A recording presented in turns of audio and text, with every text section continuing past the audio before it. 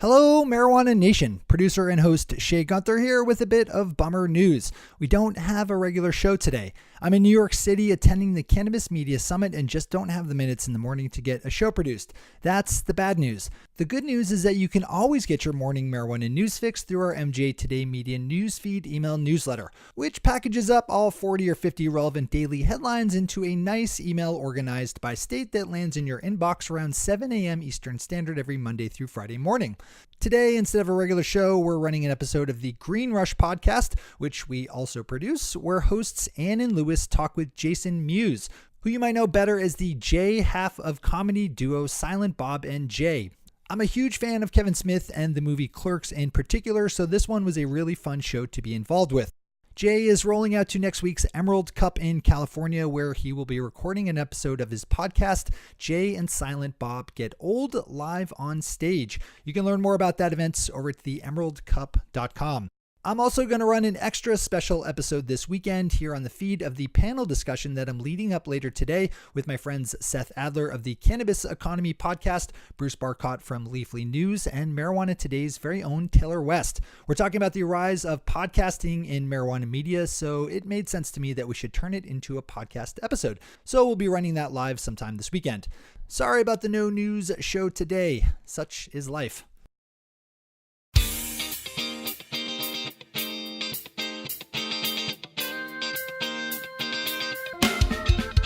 Welcome to The Green Rush, a podcast about the business of cannabis. On a weekly basis, hosts Ann Donahoe and Louis Goldberg talk with the CEOs, politicians, and cultural icons driving the cannabis industry forward.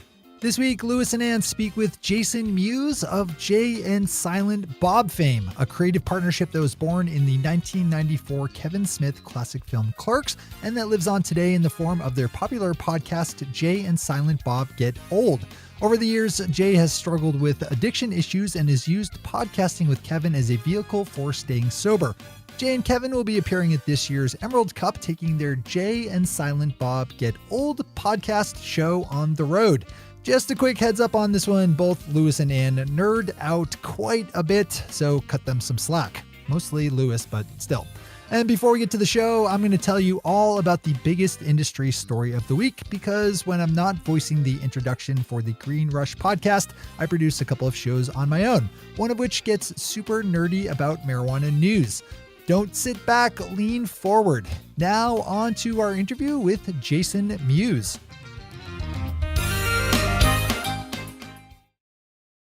That is right after I quickly run through my thoughts on the biggest story of the week in legal marijuana.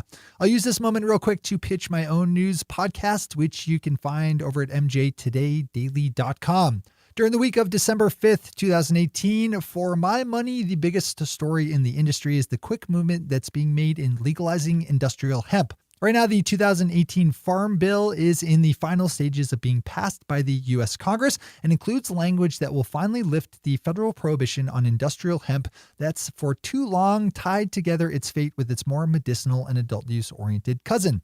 There's been a lot of good outlets that have covered this storyline well. In particular, I'm thinking about the team over at marijuanamoment.com, which has been all over its details as they've broken. One of the more recent twists on this one is the fact that it appears that congressional lawmakers are going to include a provision to ban anyone with a felony drug conviction from becoming a hemp farmer. So stupid on so many levels. Marijuana Moment's Kyle Yeager covered this angle well in a recent story, which I'd direct you over to for more details.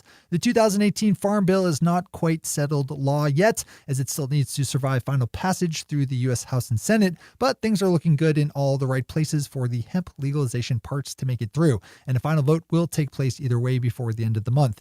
If industrial hemp is actually legalized at the federal level, there are going to be a lot of interesting things happening in 2019 for our industry and beyond.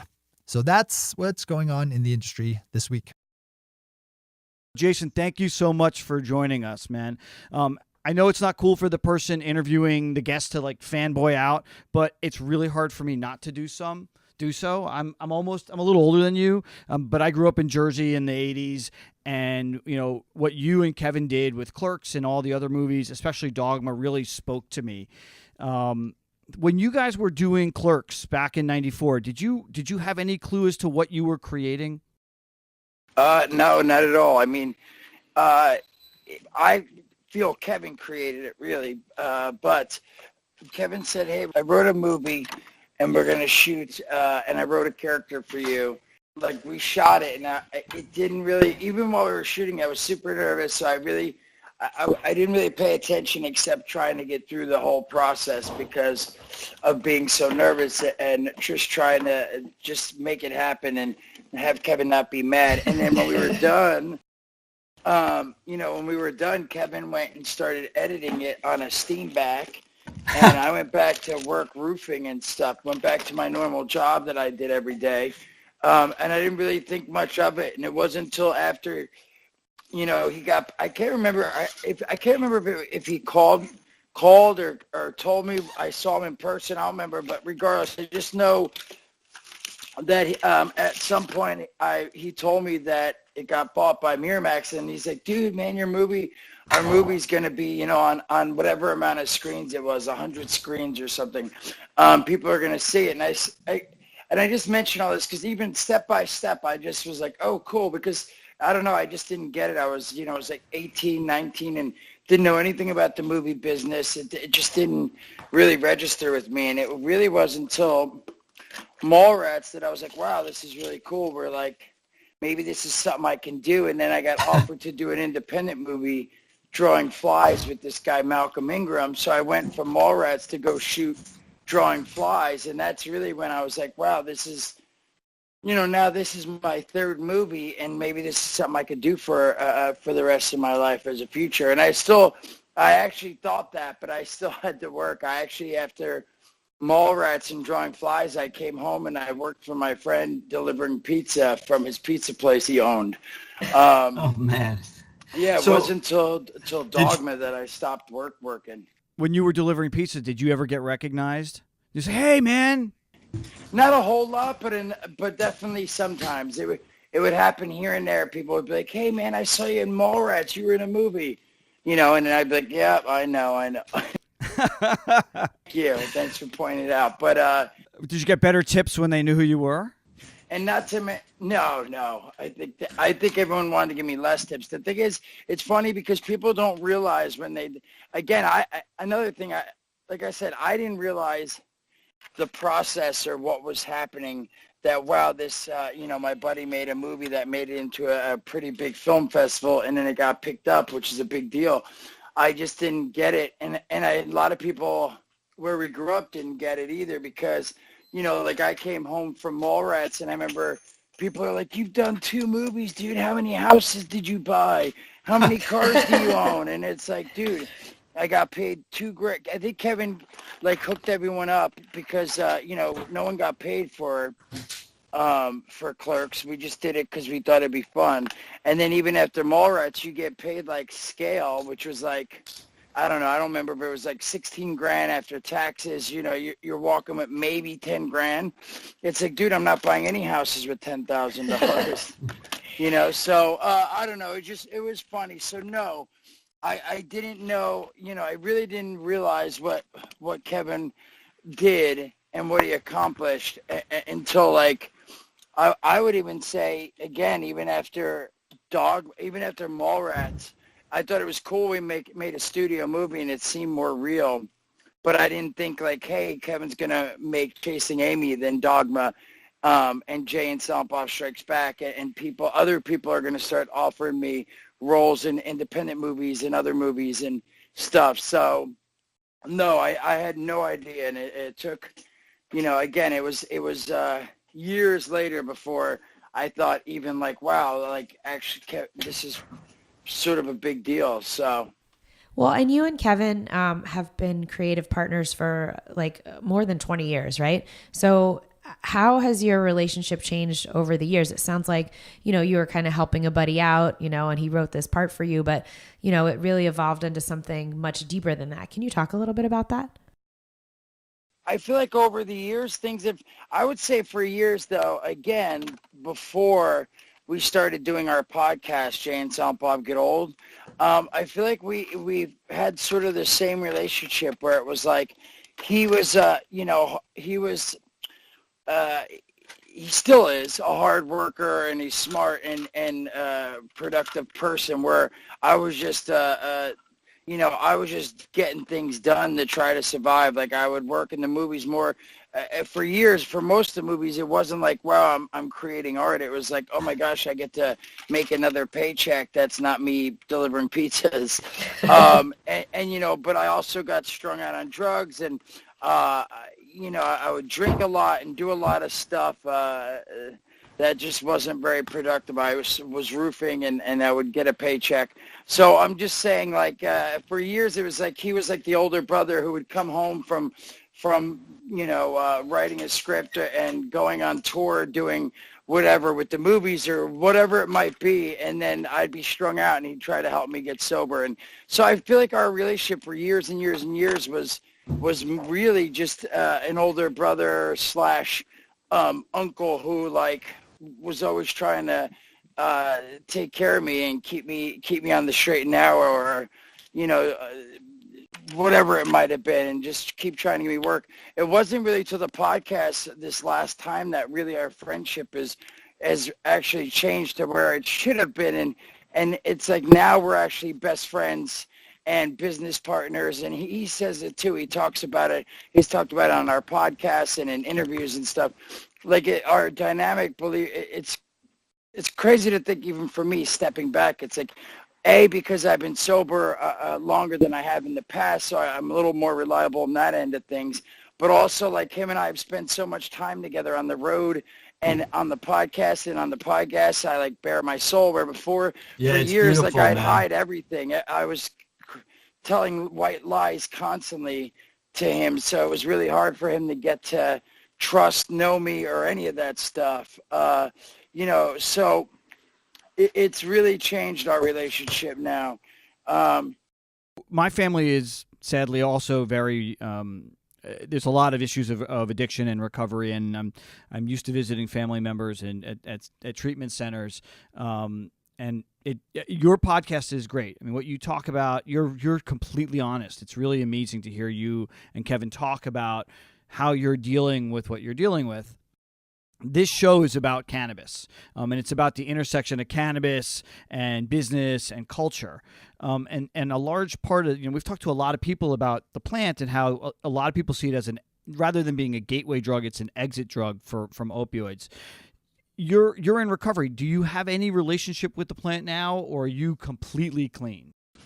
No, I'm totally clean. Like, I haven't smoked in years. And again, it's not because I don't agree with them and cannabis and the good it does. Like, a perfect example I tell people constantly is like, my mom passed now, but she had HIV and was in a lot of pain and couldn't hold food down. So they gave her marijuana, and that was the only thing that would help her eat and hold food down. Same with my buddy who passed. He passed at 23 years old, but I knew him since I was like 5, but he got cancer.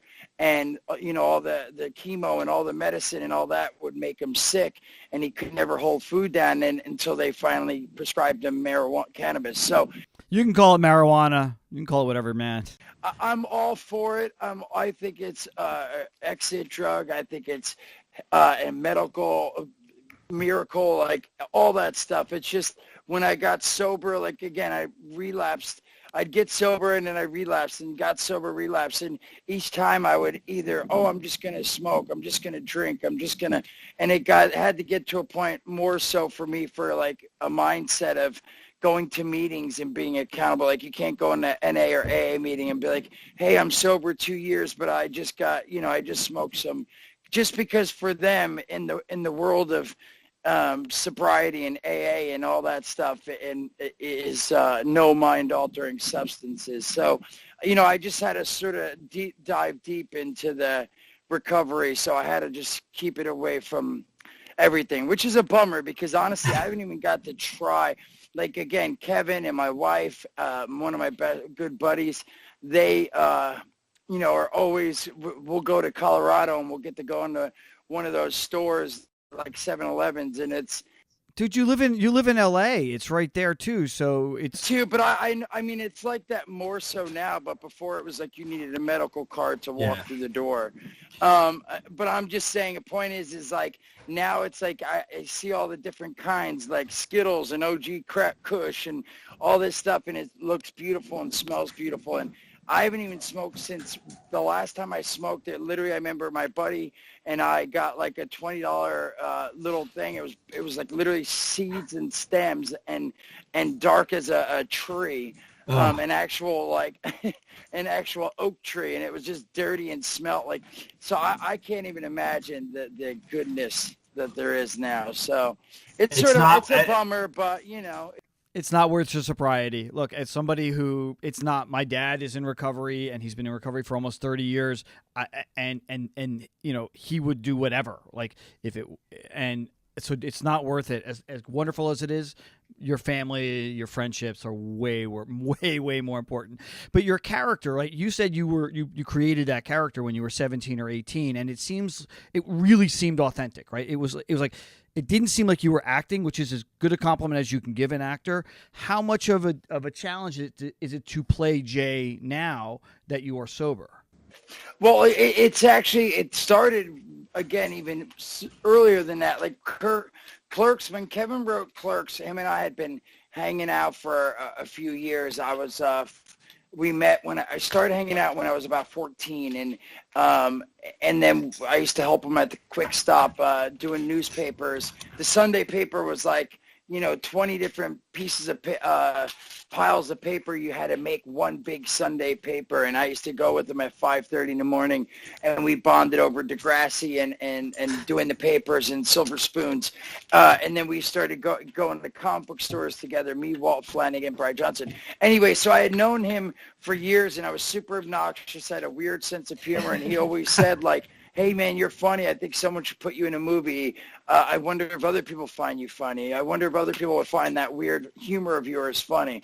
And then when he one day was like, hey, I'm going to make I wrote a movie. I wrote a character based on you and things you've said and done over the years. So Jay is written based on a 14, 15, 16-year-old Jason Mewes. And so besides selling weed, I never sold weed, but that sort of just gave us a reason to be hanging out in front of a store all day. So, but yeah, so I mean, it was based off me, and as the years went on, I feel like Kevin I got older, a little less obnoxious, or a little more obnoxious. I feel like I was a little more obnoxious during Mallrats, and that's why Jay's more like Snoochie Poochies. Well, thank you. You just made Lewis's You day. just made my day. And then Chasing Amy, I talk about it being, who talks like that, snooch to the new. So, again, I think Kevin adapted the character to me. And now, speaking of, for me, I feel like, again, the Jay character likes to smoke and do his thing. So I really don't think it's affected the character, because even in Clerks 2, if you remember, the guy comes up, he goes, where you been? $15, little man.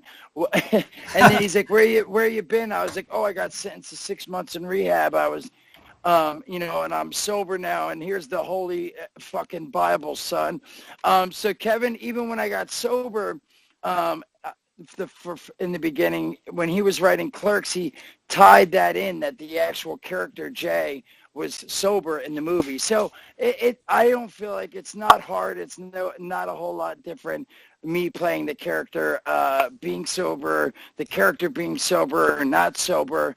It sort of just seems the same to me. So I'm going to pivot here, and you and Kevin are appearing at the Emerald Cup later this month, which is the premier event for medical cannabis in the industry, and it advances a concept of sustainable outdoor farming. Full disclosure, they're our client.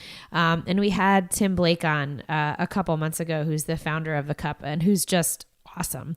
Can you talk a little bit about what you guys are doing there? So I believe we are going to be doing some Jay and Silent Bob Get Old, and we've been touring with the podcast for like 8 years, and it's just depending on where we're at and what happens and all that. the show has its like the opening, and we tell a story, and we sort of catch up with each other. We play a game at the end. But again, it changes up with each state and venue and what's going on. So I'm sure we'll have some fun, and it's just me and Kevin really talking to each other and telling some funny stories and entertaining, and like I said, playing a game at the end, and so a couple audience members usually get to come up and participate in the show and all that stuff. So hopefully, it'll be fun. You guys, not only have created these characters, you've also started to get into the world of creating a brand. What are you guys doing? What are you and Kevin doing in terms of actually making money in the cannabis world? There's a bunch of different things. I'm really bad at keeping up with what is done in motion. I know that some things I can't talk about. But I never really know. Again, luckily, usually I'm told when, like, all right, great, everything's in motion and we can talk about it. But like Kevin and I just went to a convention not too long ago because we have some water pipes, and we have papers and grinders and trays with some, different ones. One has Buddy Christ on it. Some have Jay and Bob on it. Some have Boatman and Chronic on it. Lewis, I know what I'm getting you for Hanukkah. Yeah, Buddy Christ, please.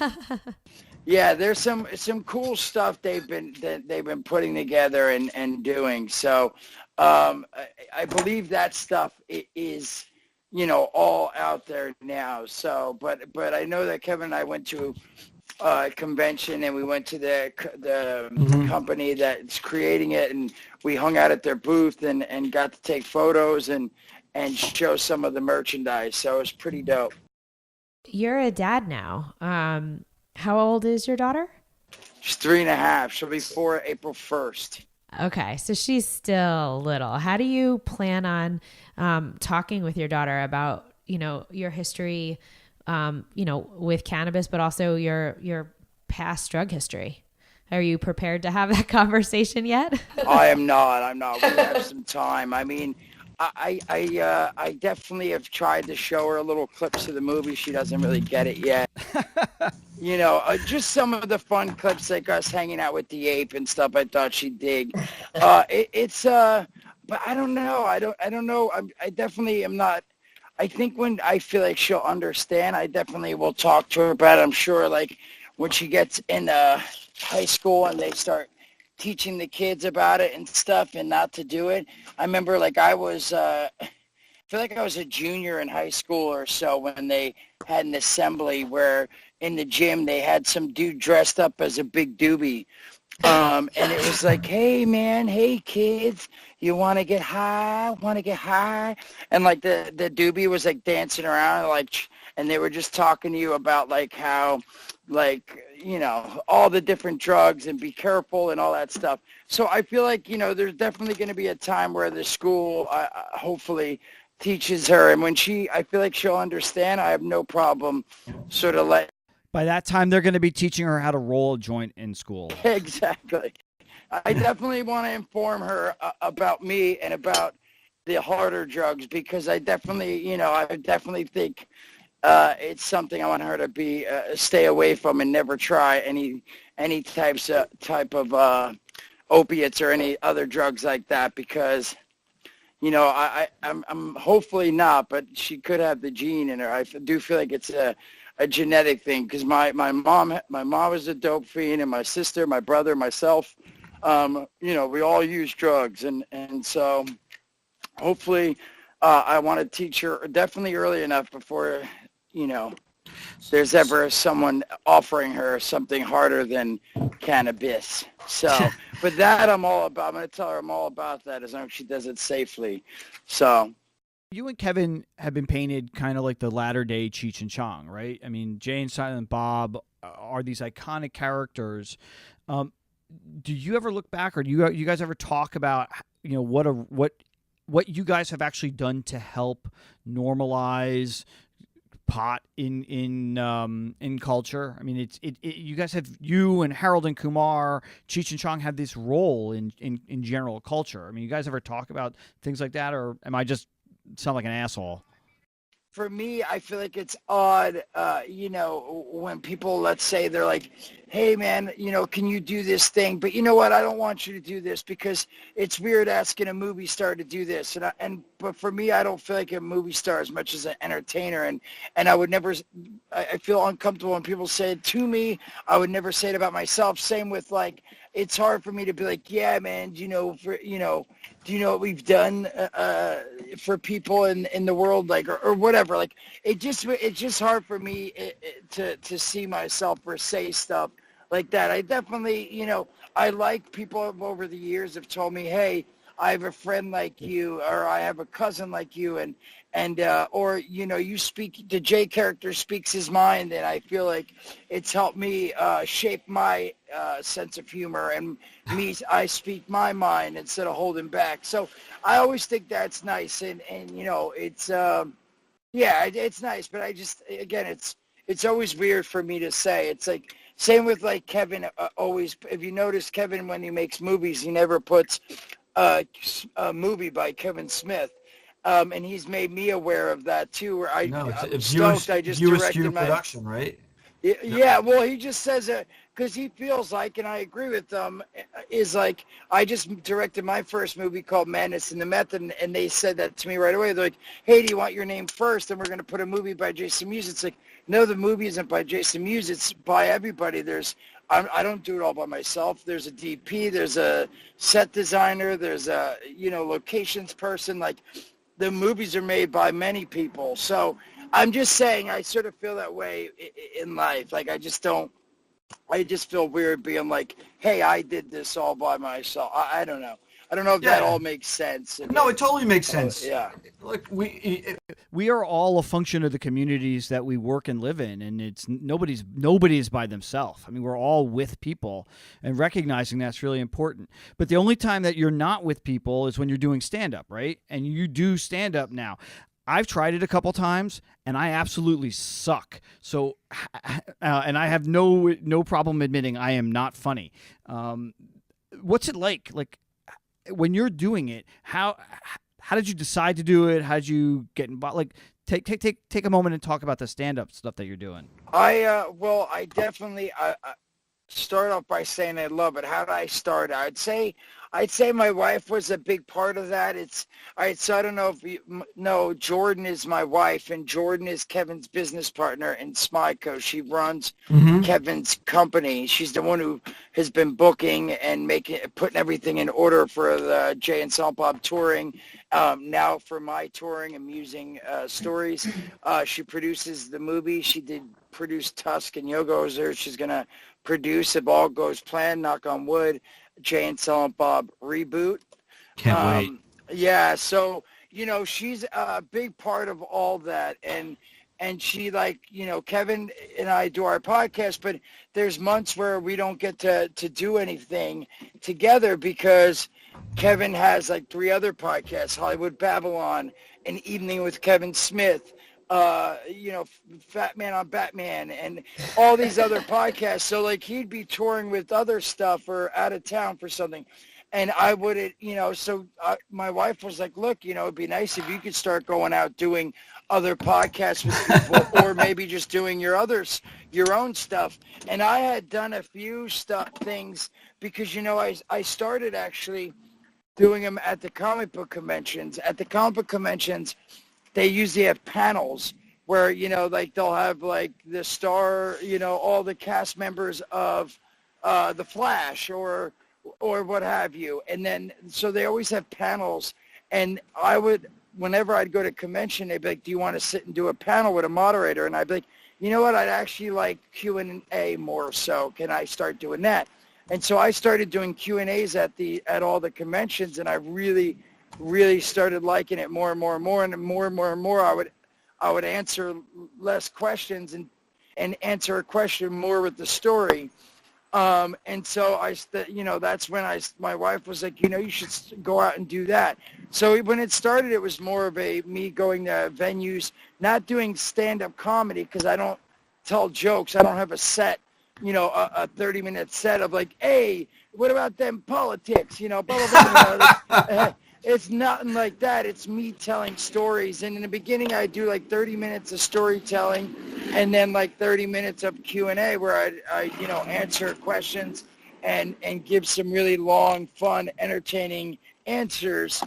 But now it's more, I've got it to where I don't normally answer any questions. I just straight up tell like a good 60 to 75 minutes of stories. So it's been a lot of fun, man. I really dig it.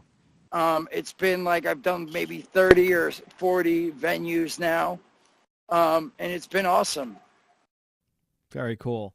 All right, well, we're right at that 30-minute mark, and we want to be respectful of your time. So is there anything else you want to plug or anything you want to say? Yeah, and what's the name of your movie? And when is that coming my out? movie is Madness in the Method. Okay. Hopefully I'll be able to tweet social media like Facebook or something soon, like where you could see it, because right now we just finished, like the edit's done and there's some tweaking of the sound mix and all that, but it was really cool. I directed it. I acted in it, and we got a bunch of cool cameos from Stan Lee, Dean Cain. Oh my God. That's awesome. Vinnie Jones, Judd Nelson, David Dashimas, I can't pronounce. It could be one of Stan Lee's last cameos. Yeah, I've had a really lot of cool people jump on board because they're like, wow, Muse is directing. I want to be part of it. Because we didn't have a whole lot of money, of course. But also I love that. So keep an eye out on that. Hopefully in the next 2 to 3 months, it'll be somewhere for people to see, whether it be theaters or Netflix or Amazon or somewheres. But also keep an eye out on Facebook. One of my favorite things I've been doing besides the touring with the Musing Stories is I've been streaming on Facebook video games. So that's, again, I apologize for the change. Yeah, you do Fortnite, right? Yeah, well, I can do any games, but I keep winding up doing it. Like even now I've been playing it. I'm like, all right, guys, I've been playing Fortnite every day for 3 weeks. Now I'm going to change it up. And then Thursday, the new season comes out, which I'm so excited about because they do the coolest things in Fortnite where they like literally, like you could sit and join the game and watch the map transform in front of your eyes. Like it's crazy. Like meteorites fall or the cube explodes. And it's such a fun game. My kids play it. I have a 15-year-old and a 12-year-old, and my 15-year-old will smoke your ass. My 12-year-old, not so much. I know. I believe me, dude. I go on there, and I've been playing since the first week of April, so May, June, July, August. I can't figure out how to play these games.